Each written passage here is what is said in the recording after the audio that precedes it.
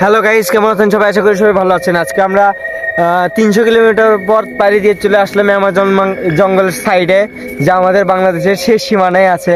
মানে এটা আমাদের অ্যামাজন জঙ্গল, বাইরের না।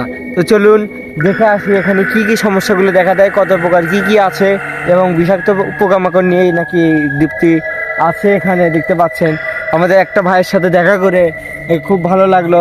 আর আমরা শুনবো এখন এখানে কি কি হয়।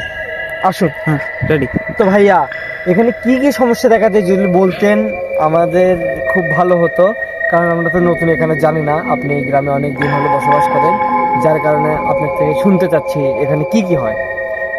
এই অ্যামাজন জঙ্গলের আশেপাশে মানুষ যখন কাজ করতো তখন রাতের বেলা ঘুমাতে পারতো না, নানা ধরনের মাথা ব্যথা, বিভিন্ন সমস্যায় ভুগতো। এখানে কি হচ্ছে, ধরেন আশেপাশে যদি কেউ কিছু করতে যাইতো বা পিসাব এইরকম কিছু, তো সেই ক্ষেত্রে কি কোনো সমস্যা দেখা দিত? হ্যাঁ, তারা রাতের বেলা ঘুমাতে পারতো না, আজে বাজে স্বপ্ন দেখতো। আর এই পুকুরটা যে দেখতেছি, তাও কয়শো বছর পুরাতন?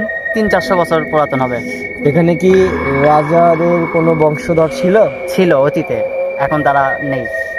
আচ্ছা, তো এখানে এখন যে জায়গা জমিগুলো আছে বা এত বড় বড় কিছু আছে, তো আপনাদের এই গ্রামে তো শুনেছি নাকি অনেক সমস্যা দেখা দেয়।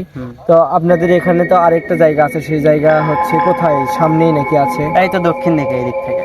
ও আচ্ছা, তো ভাইয়া এখানে কি রাত্রে আসা যায়? না, এখানে রাত্রে আসা যায় না, মানুষ আসতেই পারে না। আচ্ছা ভাই, আপনাকে খুব ধন্যবাদ।